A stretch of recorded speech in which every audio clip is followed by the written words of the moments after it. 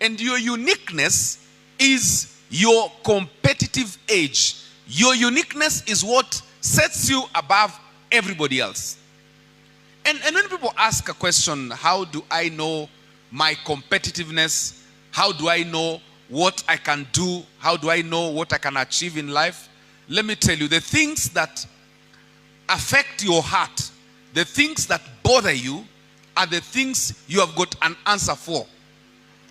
And some people spend time chasing dreams of others without necessarily looking at what they carry. Now let me tell you today, it is impossible to lack what you're addicted to. I don't know if you got that point, and you can write it down. What you're addicted to, you cannot lack it. If somebody is addicted to doing something, they will find it. They will get it. When you break your barrier of lack of investment, and investment becomes your habit, becomes your opportunity, becomes your way of life, you cannot live without it. People who go to the gym, when they miss it, they can almost become sick. They're used to it. And by the way, if you do something consistently for more than 6 months, it becomes a habit. Anything you do consistently more than 6 months becomes a habit. Now let me tell you a statement I would like to make this evening, is that you can use money in 3 ways. And I want you to find out yourself where you place your money. You can use your money in 3 ways. You can either waste it, and many people do. You can either waste money, you can spend it, or you can invest. I don't know what you've been doing for a while. Have you been wasting money? How do people waste money, for instance? You go to a supermarket or a shop and you buy something that didn't take you there. And I don't know, I'm told ladies are the ones who do this most of the time. But I have also realized men do it. You buy things that you never left home to go and do. Yeah? So you end up overstretching your income. And I said it in today's service in the morning. I said, you can increase your income by reducing your expenditure. You can increase your income by reducing your expenditure. What do I mean? If you earn 10,000 and you spend 5,000 to do things that are not necessarily things that you need, they are wants. There's a difference between needs and wants. So you can reduce expenditure on the things you don't need today, but you have been spending your money on. When you reduce those expenditures, you increase your income. You make available money to do something which you would not have done significantly. When I spoke to many people I've cared to interact, you'll be shocked about how small money or little money or what we count to be small money can replicate very quickly just over time, and you begin to earn from it. And people think that this is what they worry, they wonder whether this is practical enough. Many people are living a life expecting to hit a jackpot. The people who are sitting here, imagine that one day they will get some money at once and become millionaires. It doesn't happen. It's not possible. People who have grown into millionaires to raise money, they have done something consistently over the years, and the results have been enormous. And I'm going to be sharing examples. If you reduce expenditure, you increase income. And many people are struggling with it. There are people who, before they receive their salary or their income, they have already spent it. They have already spent the entire amount. They have bought things they did not think, they did not anticipate. It is over. Let me tell you, you're living a dangerous life. Before you get your money, it's already spent, all of it. In fact, it's day number 10 and you have nothing. You're waiting, you're hoping that something can happen. You must reduce expenditure and increase income. me also explain that you don't become a millionaire by a word of mouth. By just saying I'm a Christian. You don't become a millionaire by a word of mouth. It doesn't happen. The path must be consistent. It must be disciplined. It must be focused to say, this is where I want to be in 10 years, 5 years. Let me tell you, time waits for no man. As you sit here, somebody is investing 1,000. You're waiting to invest 10. By the time you're investing your 10, his 1,000 would have made absolute sense in their lives. I gave an example this morning, and let me give it again. When I was employed in 1997, I took a loan at my place of work of 70,000 Kenya shillings. And this amount, one person took exactly the same amount, went to a place called Joska and bought 5 acres then in 1997, 70,000. I took my money, went and built a structure at home. A structure that over my collective years of working of 28 years, I've never slept in that structure consistently for more than 1 month. It was a stupid decision. Now, if I put that money in an investment with a return of 16% per year, without adding anything to that account, without adding anything for 25 years, I'm even reduced by 3. If I did that only, and I put that 70,000 then, and now 25 years later in that investment, that amount today would be 2.8 million. Without doing anything, just sleeping. It's a sad reality that that's the truth. And what would that money do to me today? Assuming I don't even want to invest it anymore, I don't want any return plowed back to the money, that money would avail me at a rate of 16% every year. I'll be earning close to 400,000 every year. If I divide it by 12, I would basically earn 40,000 Kenya shillings for life without working, without doing anything. Just sleeping and money is working for me.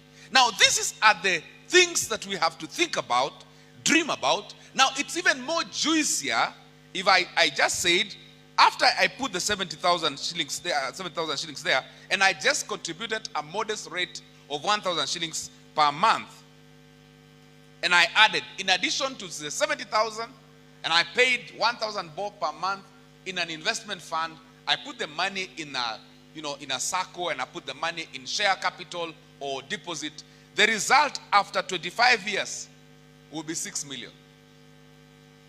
So I have lived a life working without thinking about investment, and the loss is 6 million shillings. Now, 6 million shillings, if you put it in the shares and continue to earn even a modest result or earning of 10%, it will mean that every year you get 600,000. If you divide it by 12, basically about 50,000 per month. Now, who seated in this room has got, no matter how you earn, who in this seated here earns a net amount of money per month of 50,000? Anybody here? 50, I mean, you have removed everything. You have removed, not what you earn as gross. I'm saying you have removed everything. And now you have 50,000 left. That's what I mean. I'm not saying, it's not enough to say I earn 600,000. If you tell me you earn 600,000, I would ask you, can you show me your investment? Because what you earn doesn't matter. What matters is how you build generational wealth. Now, what do we have to do to get this result I'm talking about? And I said you don't become a millionaire by word of mouth. You don't say you're rich because you're saying it. Okay, I know we have been taught to do confession. Confession brings possession, isn't it? But there's something you have to do. There's something I have got to do. Now, you don't need to expose yourself too early. My friends, don't expose yourself too early. There are people who have done everything they have to do. They have made what we'd call progress in the eyes of people. They have got nice phones. They have got nice rented houses. They have got nice clothes. And I have no problem with good clothes. It's okay. But you better have modest clothes now and have good clothes in the future than have good clothes now and have bad clothes in the future. That is the difference. It must be modest. Modest. Now, if you choose hard life now, life in the future becomes easy.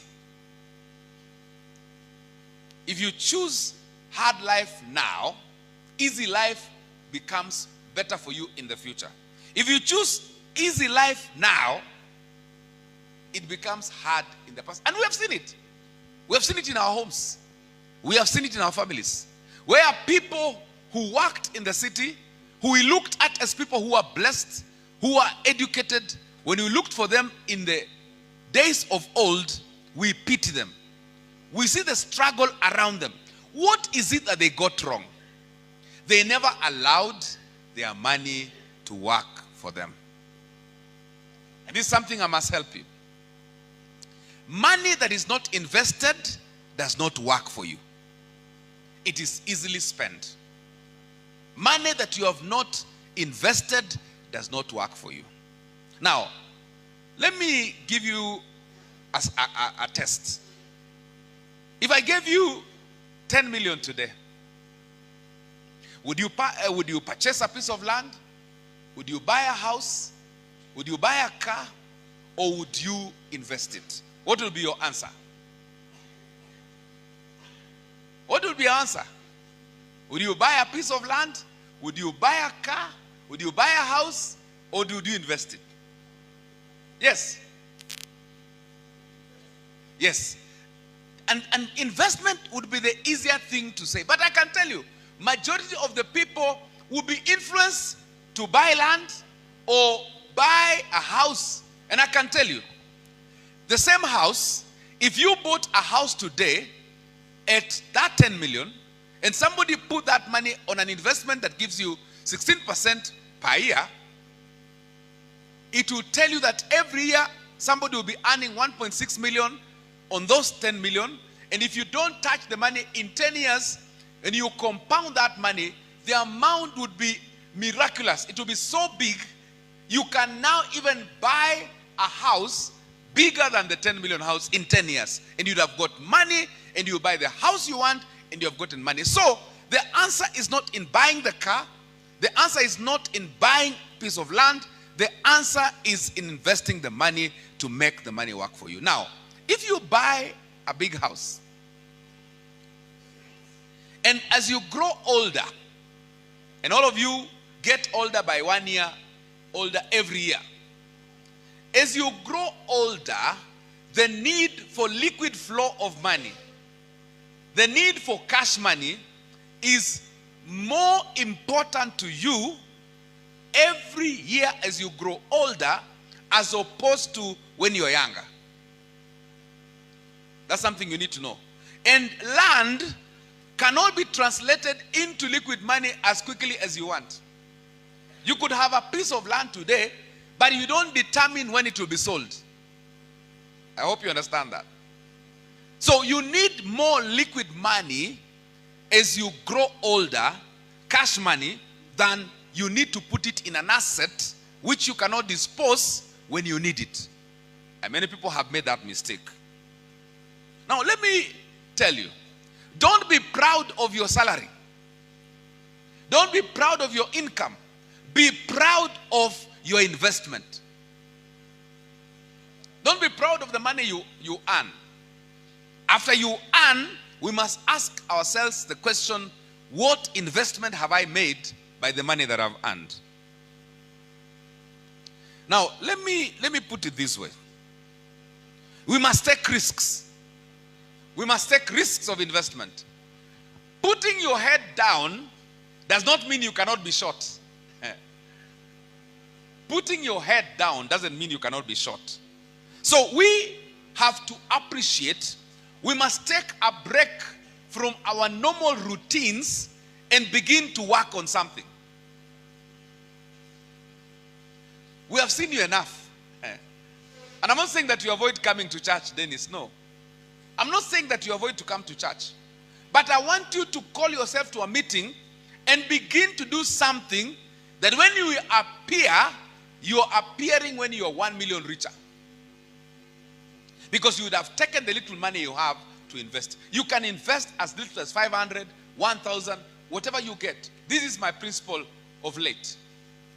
Any money I earn, any, from whatever source, could it be salary, could be on traveling, could be an allowance, I have made up a decision. First, God.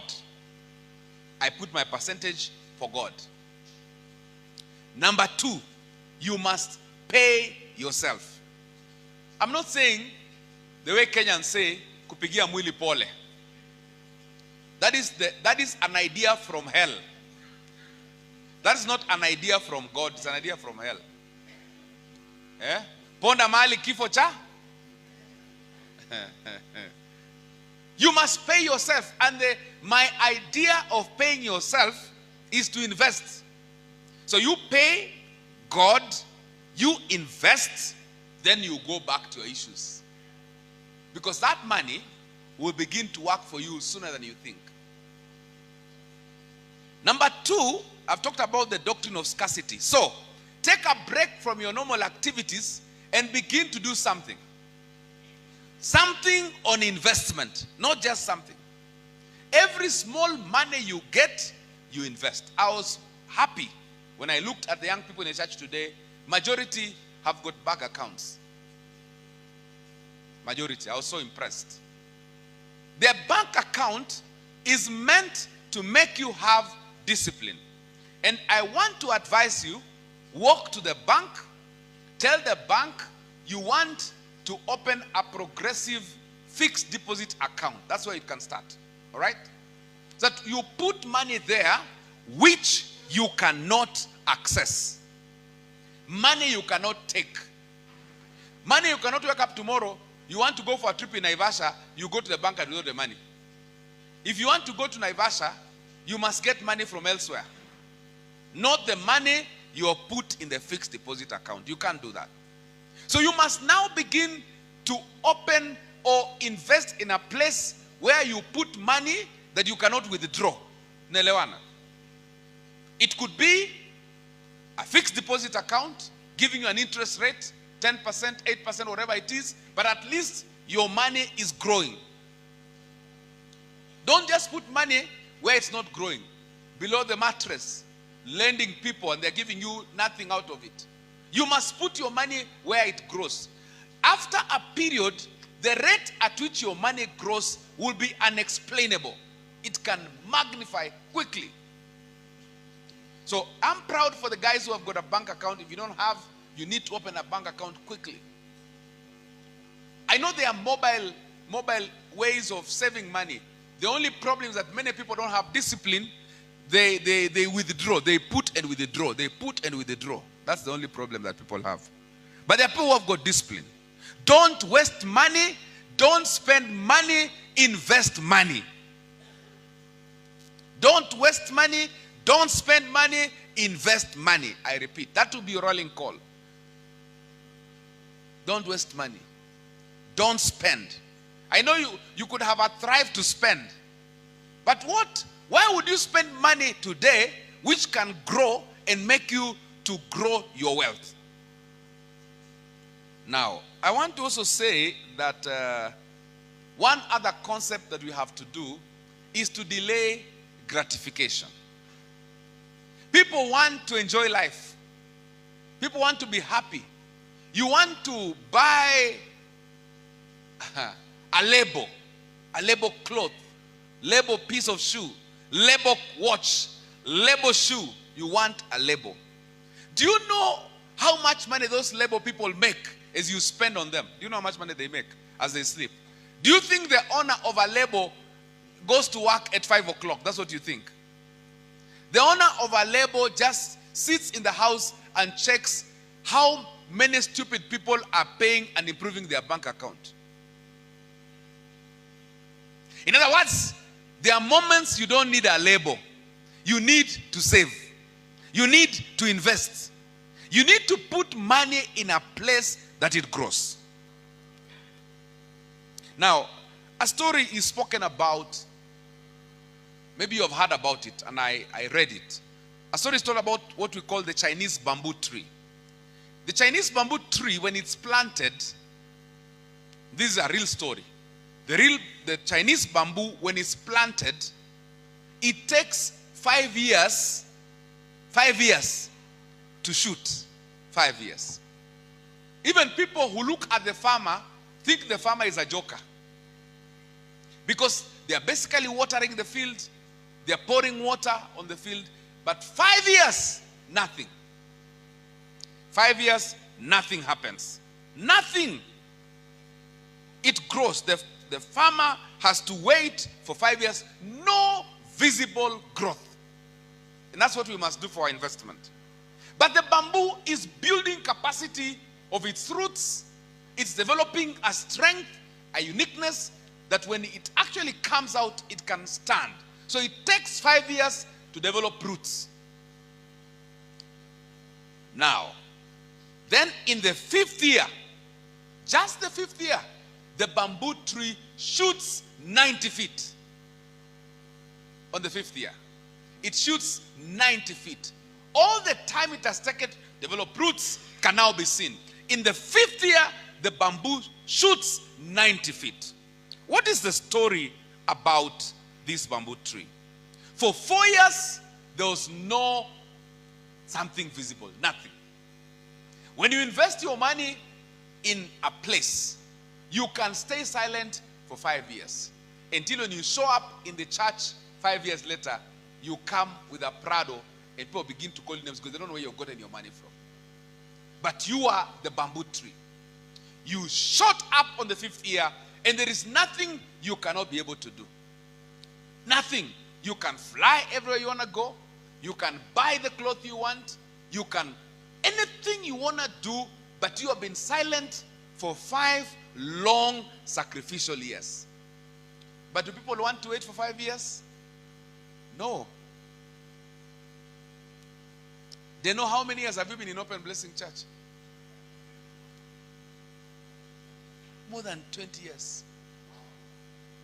What is there to show for it? Praise the Lord.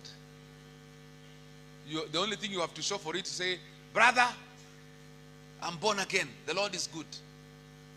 Which is a good thing. But the Bible tells us the children of the world are wiser than the children of the... I mean, for those people who have been able to access loans, they have been able to get loans. If I have an opportunity to take a loan today, I will take the money, I will not do anything with it, I'll just go and invest it and earn from it. And I just pay the loan. I'll just pay the loan, I'll take the loan and pay the loan and invest all the money. And in 5 years, that money would have replicated itself enormously to an extent that I can do everything I want. I didn't tell you a story about this young man went and bought a piece of land in Joska at 50,000. In 1997, he bought 5 acres at 50,000 as I built a structure at home at 70,000. After 15, 20 years, I went to buy a piece of land where he bought, and I bought a plot of 50 by 100 at 700,000. And this guy has got 5 acres there. So he has 8 pieces of that size times 5 acres, which is 40 pieces. So if you multiply 40 pieces by 800,000, how much worth is that guy? He's almost 20 million rich or worth. If he wants to build a house, doesn't need to get a loan. He simply needs to sell a piece of the land, 2 acres, and he buys he builds that house without a loan. So what am I saying in short? I'm saying we must be able to appreciate that we need to be patient and disciplined with our resources, to arrive at the place we want to do. And I want to be very practical with us today. I want to be very, very proactive with us today. Even Jesus told us about the parable of the talents. Have you ever read it? Somebody, and I'll read it for you. Message translation put it very well. Message translation put it very well. Matthew 25, verse number 14 to 18 and 26, 27. This is what it says. Message translation. It's like a man going off on an extended trip. He called his servants together and delegated responsibilities. I want message translation to be better. To one, he gave $5,000. You're on verse number what? I want to start from verse number 14. Let's read it from there. Verse number 14. It's like a man going off an extended trip. He called his servants together and delegated responsibilities. Move on. Then to one he gave $5,000. Message put it very well. To one he gave $5,000, to another $2,000, to a third $1,000, and depending on their abilities, then he left. So, just right there, depending on their abilities, he gave them. Then he went off. He left. Verse number 16. Right off, the first servant went to work and doubled his master's investment. So, investment is key in growth of resources. There's no other way to grow your money except investment. Verse number 17. The second did the same, invested. Number 18. But the man with the single $1,000 dug a hole and buried his master's money. Many of us have buried our money in phones, in clothes, in shoes, expecting them to grow. They will not grow. You take your money, put in a hole, and think it will grow. It will not grow. The shoes will lose shape. The clothes will get torn. Your phone, it will even stop upgrading. Tafika optimum. The provider of those phones says this model, we don't want to upgrade again. Imefika mwisho hii. You'll have to require another phone. It is the same servant who put his money in a hole and buried, and the money did not grow. Let's go to verse number 26 of the same scripture. Verse number 26 of the same chapter. Verse number 26. What does it say? The master was furious. That's a terrible, he's talking about the one who did one, who did not invest. These are remarks, the one who did not invest. The master was furious. That's a terrible way to live. It is criminal to live cautiously like that. If you knew I was after the best, why did you do less than the least? Verse number 27. Verse number 27. The least you could have done would have been to invest. The Bible is clear on what you should do. Hii Biblia tunasema we live by the word. He's saying the least you could have done would have been to invest the sum with bankers. Have I not talked about banks? Spoken about banks. You should have invested with bankers where at least I would have gotten a little interest. So there are places you put money and you get little interest. But there are places you put money and you get much interest. But at least start with a bank. But the element issue here is investment. It's not about being smart. It's about good behavior. It is not about being smart. It's about good behavior. In your mind, you must change your mentality. You must take risks. And I'm repeating, you can train people to think about you the way you want them to think about you. It's very, very key. Now, some people might argue, I don't have a lot of money. I don't have a lot of resources. I want to explain. If you started today, whatever amount you have, it starts like there's no movement until you begin to see the compounding effect of the money that grows over time. So we must start this journey. We must start this journey. Whichever way you want to compute, whichever amount you want to put into context, I can assure you, you must give yourself a plan. How many years do I have to accomplish what you want? I've spoken to somebody, and I've even spoken this to Khalid. And I would like to give you an example that is very, very important. Let's say you have a desire to buy an Uber, for instance. I personally wouldn't buy an Uber myself. I personally would buy an Uber because you need how much money to buy an Uber? Khalid, help me. 700,000. 700,000. So how much money will the Uber give you per month? So divide 700,000 by 32 to see how many years it will take you to get back your money. So we can prove our point. We can prove our case. Let's do this mathematics quickly. Tuko kwa darasa hapa tunajifunza.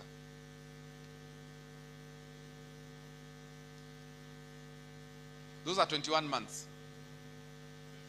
22 months to be precise. 22 months to get back your money. Now, and it's on assumption that that money will come entirely. It's an assumption. But you and me know that is not absolutely true. Because you have to do your service. You have to do your repairs. So the modest amount we could talk about could be like maybe 20,000. And we are assuming the vehicle will never get spoiled. We are assuming. And remember, we are depreciating the vehicle over time. The vehicle will not. So assuming you get 20,000 per month, then you need 35 months to have this vehicle back to you. To give you, no, okay, after that, let me put it into context. After 35 months is when you begin to earn. I hope you're getting my example. This 35,000 you get every month cheats you that you're earning. You are not. Maggie, you get my argument. This 35,000 cheats you that you're earning, but you're not. You're paying back. After 35 months, that's when we can say you are starting to earn. That's a gari imeanza kwenda garage sasa. So we can put ourselves and agree for you to recover your money, it will come after another, the real earning for you would be after 35 months. After 2.5 years, that's when you begin to get money. You can say, now I'm making income. So it means we can put ourselves and say, in 5 years, if I invested this money without touching it, without adding anything to it, what will be my result? That's the point I'm trying to make. If you invested that money for 5 years and you computed that money, how much money am I supposed to get? What will be my answer? You would get, in 5 years, you'll be having 1.47 million in 5 years at an interest rate of 16%. So you can pay back your 700,000 and you can get back your money without kusumbuana na driver wa Uber. No, after 5 years. Yeah. After 3 years. Let me compute for you so you can appreciate what it will be. After 3 years. And what you have done, you have just taken the 700,000 and invested. And you're not adding anything per month, and the interest rate is per year, not per month. It can get juicier if you get a person that can negotiate for per month. So let's start with the monthly application, then we can discuss per year. Just for, you said for how many years? For 3. To give you 1.09 million. 1.09 in 3 years. So that means you're going to get back your 700,000 in 3 years. Then you get back your 300,000 and the million is still there. And you have not struggled with anybody. Oh, gari imegongwa, oh, service, and all these things. Oh, askari wamenisimamisha. By the way, you haven't taken the cost of insurance. You haven't insured the car. You haven't done repair and maintenance. You haven't costed for the driver. A lot of things are in there. So the result, your income is not exactly even 20,000. Could even be less. But you can put this money elsewhere and not suffer and get the money back. We are talking about what I'm terming as generational wealth. Money that works for you. Wale wanapenda kulala, I don't want to mention their names. You can be sleeping and the money is hitting your account. You could be singing in church, unasikia ka message, dividend has been paid. Money has been paid.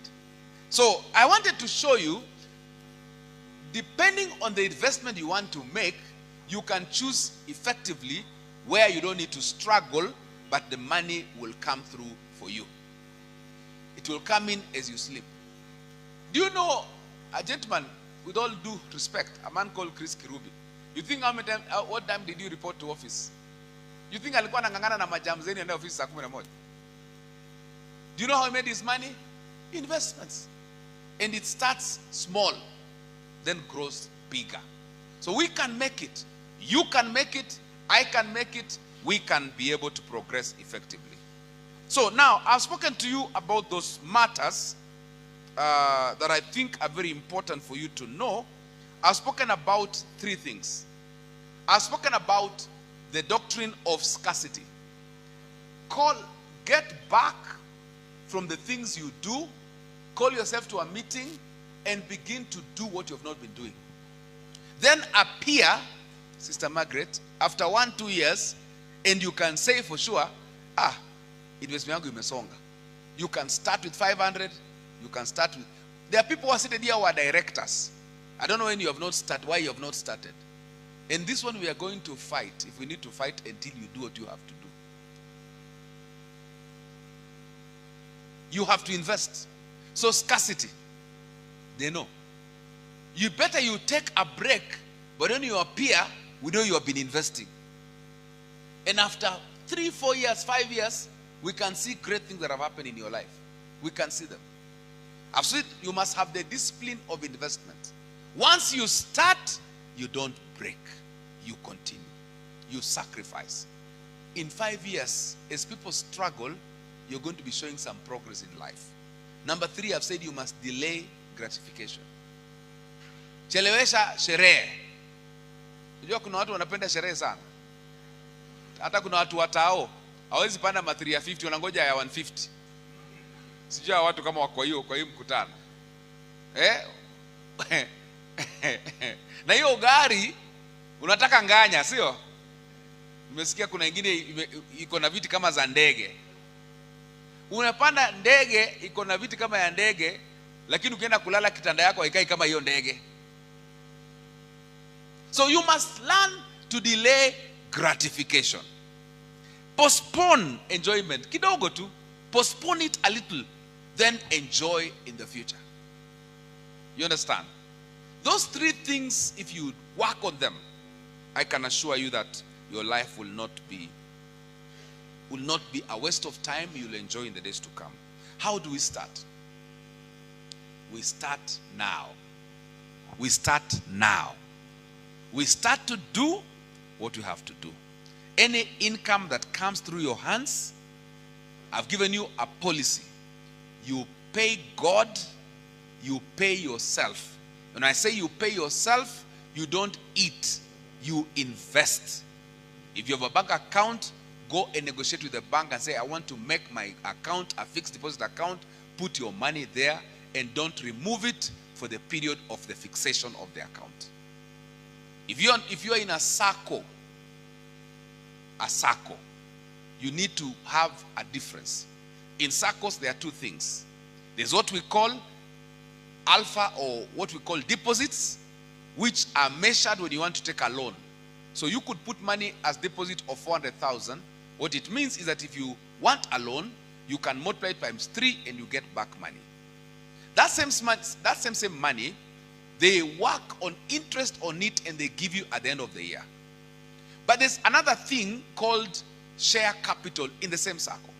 The difference is when you put money in the share capital, you cannot withdraw.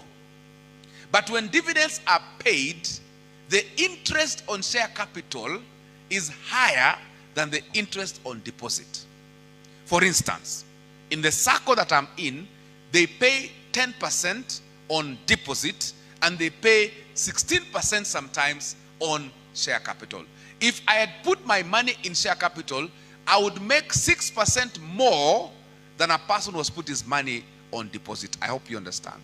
The difference is the money in the shares you cannot withdraw when you want. You'll have been delivered from the sickness of poverty. People want to put money where they can withdraw because they think tomorrow they will need that money. Surely, even when you get pregnant, you go to hospital, then they open your womb kidogo, then they close. You have to wait for 6 months, 9 months. My brother, if you go to hospital, you take your wife, can we go to hospital? Can we check? Daktari, hebu fungua. Nachungulia. Unaona, nakamemea mkono, funga. Nothing happens like that. You have to wait for 9 months, the child to be born. People don't want to wait. They don't want to wait. But when you wait, the results are better. So, you must learn to wait. Because if you don't wait, if you put money today, you may end up to make 10% ushangoa. Then you take it back after umelipwa kesho na expect the results to be the same. Haiwezi. But if you leave the money there for 5 years, you'll get extraordinary results. I am asking that God helps you and helps me to walk this journey, because we must get to a place where things must change in our lives. We have what it takes. You don't have to have 10 million today, but you can invest 100,000 today, and in 10 years, you have the 1 million or 2 million or 3 million. It's possible. Because you put 100,000 there and you forgot. When people die, we bury them. They don't request us and tell us they are going to die. When they die, we find money and we bury them. You must have a mentality that you will not die because you are investing. You will not even lose. By the way, I don't know what happens to people. People wanaweza ongezewa mshahara na bado wanalia hawana pesa. Nini nakuwaga imefanyika? Normally what normally happens is because umeji upgrade we mwenyewe. You upgrade yourself and it's not correct. Invest more. Reduce your expenditure and increase your income. That's all I want to tell you. And when you increase your income, don't waste the money. Invest it. I don't know if I've been able to preach to you this salvation enough. And I'm going to be speaking it again and again. Have you invested? That's the question I'm going to be asking. Bwana asifiwe sana. Nimeokoka mpendwa. Naenda mbinguni kwa imani. Swali ya tatu, have you invested? Don't show me your salary. Show me your investment. We must start today in a modest way, in a small way. Any small thing we have, we can grow it. Are there challenges? Are there shortfalls? Are there needs? The answer is yes. But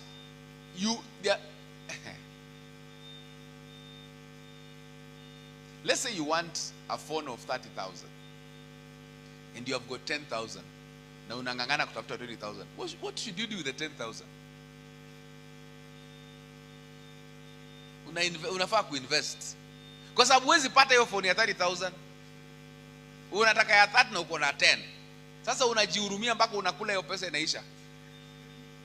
Hiyo ni pesa unachukua unaweka kwa investment, unangojea. Unatokelezea na simu, unaifungua mara 3 in 15 years. Magi, wacha hii imetokea mara moja, una flap mara moja. In 20 years utakuwa unafungua inafunguliwa mara 4. Unafungua. Watu wanashindwa hii Magi ametoa wapi? Lakini your money is working for you. Shida ni kwamba we are working for money. Tell somebody, don't work for money. Let the money work for you. Wapendwa, you know, there are people who, as you speak, there are those who might think that what I'm telling you is a joke. You wait. After 10, 15 years, kama uko na picha ya watu weka. Just take a picture as Lawrence has taken. Keep this picture in an album. Hata kama ni kwa church album, weka hiyo picha hapo. Then in 10 years, tutafuta hao watu. Utapata ni wewe peke yako huku invest. Mimi nimekuambia, utapata ni wewe peke yako you did not invest. After wewe hujai kutana na watu Magi mlikuwa mnasoma nao, unakutana na kwambia wewe unakoanga wapi siku hizi? Siku hizi mimi niko jeshi, kwanza mimi ni pilot. Unajiuliza kwani akienda kwa jeshi wewe ulikuwa wapi?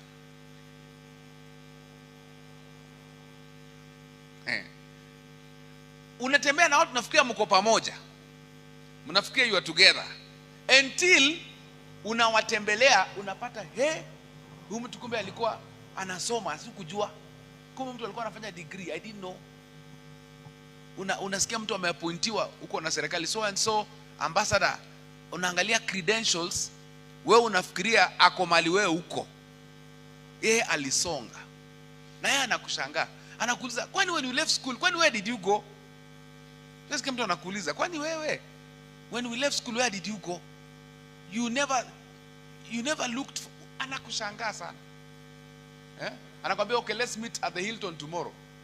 Wewe unashindwa. Unajua, I told some old man at work one day that I wanted to treat my wife because my wife has, taken care of me in the years. Ninapikiwa, nakula, nafanya nini. Nikasema, "Now I'm going to take my wife to a Chinese restaurant and we're going to buy, I think, dinner for a certain amount of money." Huyo mzee aliniangalia mara mbili. Alisema, kwanza alisema neno ya Kikuyu, akasema, mimi nipeleke vyangu. Unasikia? Yaani anashangaa. How I can go and spend. Anashangaa sana. But there are people, because money works for them, spending money is not a problem. Amelala pesa ina. Wewe una shida kwa sababu you are working for the money. So wewe mshahara ikicheleshwa kidogo unakasirika. Unataka kwenda kwa HR. Marian, director Marian, mteja hajatuma deposit, unakasirika. Juu unangoja ikuje ndio ulipe mabills. Sasa wewe, na hiyo unafaa kusema director Marian, when you receive your payment from a client, all the money after you pay bills for your staff, you invest all of it. Do you know Marian? Utaanza kuringia wateja. You're paying me how much money? 100,000. I'm not taking that job. Because your money is bringing more than 100,000. So you take it or leave it. Then your value, the principle of scarcity works. People begin to say, huyu mtu anakataa kazi must be a professional. Anakuambia, "Can you take 150?" You say, "Yes, only for this job." Next job, 200,000. Let me tell you, si msichana yote anasmailia watu wanapenda. Una giggle kila saa. Wanasema, na huyu anacheka sana. Sometimes unakuwa serious. They take you seriously. So even in business, people take you the way you have carried yourself. There are lawyers I know in this city. Wanakwambia, "If I can take up your case, lazima uweke deposit ya 1 million pale. Kama una, I can refer you to some other lawyers." Magi, increase your value by applying the doctrine of scarcity. I know we all need money, I understand. I'm not saying that now you kill yourself. I'm saying time comes when you have invested your money that you are not chasing the job is chasing you. I saw a man who mends suits for people. Na anakuja, I met him in a certain lawyer's office. Anashona suti moja 100,000. Na inasema ile wanasema it is stitched, inastitchiwa by hand, made by hand. Si machine unakanyaga, yani ni art. Anauza tu suti 5 kwa mwaka, biashara yake imeisha, ameshatosheka. 5 suits. Wewe unataka kuuza suti 200 ndio make 500,000, sio? You must up your game. And it's the doctrine of scarcity. When you have a uniqueness and quality and you're scarce, the price of your product is higher. Tunaelewana? That's what I came to tell you. The price of your product is higher. You must understand that. And so, I have taught you 3 things, and I've run through them again. I've said apply the doctrine of scarcity. What did I say? The number 2 was what? I've said another thing, and I want you to know that I literally mean what I'm saying. The discipline of investment. And I said you must also delay gratification. When we do that, we can build our situation and begin investments now. I want to just close it there.